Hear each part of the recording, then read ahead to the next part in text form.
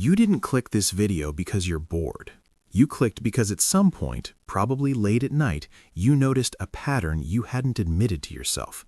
That when anxiety shows up, you don't reach for something new, you reach for the same show, again.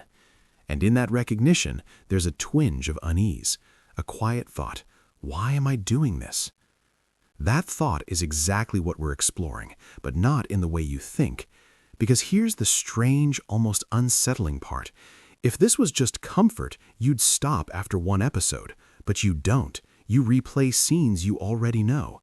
You know every line, every beat, every ending. And still, something in you leans closer. That's the part most explanations never touch. It's almost like your brain is holding a secret it won't admit even to you. Imagine this. Not dramatic anxiety, not panic, just that low, constant hum in your chest. Your mind feels busy even when nothing is happening. Your shoulders tighten without warning, and then you open the familiar show.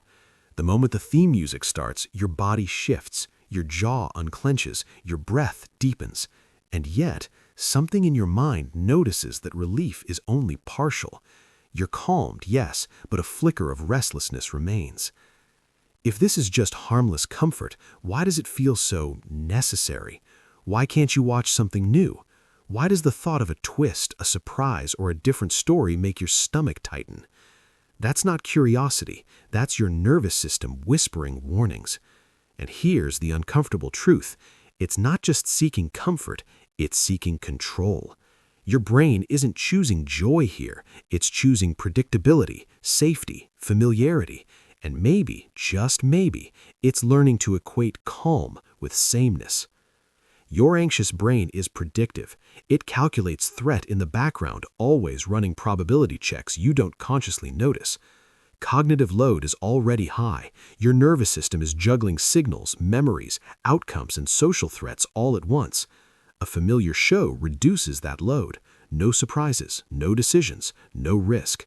Your body can relax in a space it recognizes. And yet, the subtle cost of that relaxation is emotional narrowing. That's the part we rarely see because relief masks it. Anxiety isn't just mental. It triggers the HPA axis, your body's internal alarm system. Cortisol rises, heart rate climbs, muscles tense. Watching familiar content sends a signal back, we've survived this before. The vagus nerve, your internal regulator of calm, responds. You exhale, your body softens. It works. But notice this carefully. Your system is learning that safety exists only in repetition, only in the known. Evolution didn't design this wiring for endless episodes and infinite streaming. Our ancestors survived because they repeated what was safe. Paths they had already walked, shelters they had already tested, social structures they had already understood. Novelty meant risk, and that instinct persists in you, quietly, relentlessly. You are not weak. You are not broken. You are evolved. But here's the part most people avoid. Comfort stops being a tool and becomes a cage. Every replay trains your brain to shrink its safe zone. New shows, new experiences, new people, they feel riskier because your nervous system has been taught that only the old is safe. And here's the uncomfortable question I want you to sit with. What am I avoiding feeling when I choose the known over the unknown? That question isn't an accusation, it's a mirror. And when you look closely, it can sting. This is why certain shows become more than entertainment. They are anchors. Characters don't surprise you. They don't challenge you. They stay consistent, predictable, comforting. When your nervous system heightens social threat sensitivity, these fictional people feel safer than real ones.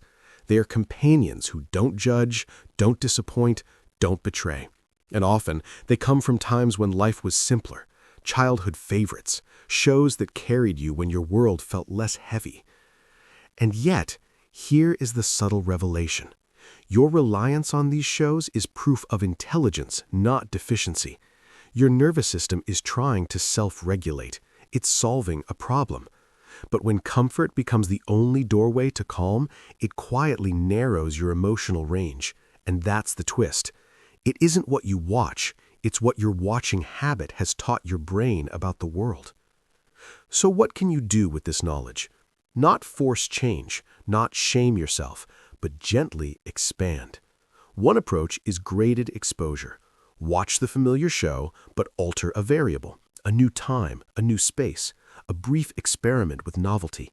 This teaches your nervous system that calm can exist alongside uncertainty. Another is conscious rewatching. Instead of zoning out, notice when your body actually relaxes. Breathe with awareness, shoulders softening, heart slowing. This strengthens neuroplasticity. Your brain learns new ways to feel safe. And finally, anchor safety internally. Routines, music, even small rituals. Safety is no longer only external, it becomes portable. Your brain gradually learns calm doesn't only exist in repetition, it can travel with you. If you rewatch the same shows when you're anxious, you are not weak, you are adaptive, you are surviving. The real question is, are you ready to let that survival strategy expand instead of shrink? If this video made you feel slightly seen, slightly confronted, hold on to that feeling. Share your experience below. Stay here a moment longer. Sometimes the first step to growth isn't doing something new. It's understanding exactly why the old has held you so tightly. And maybe that understanding is enough to shift everything.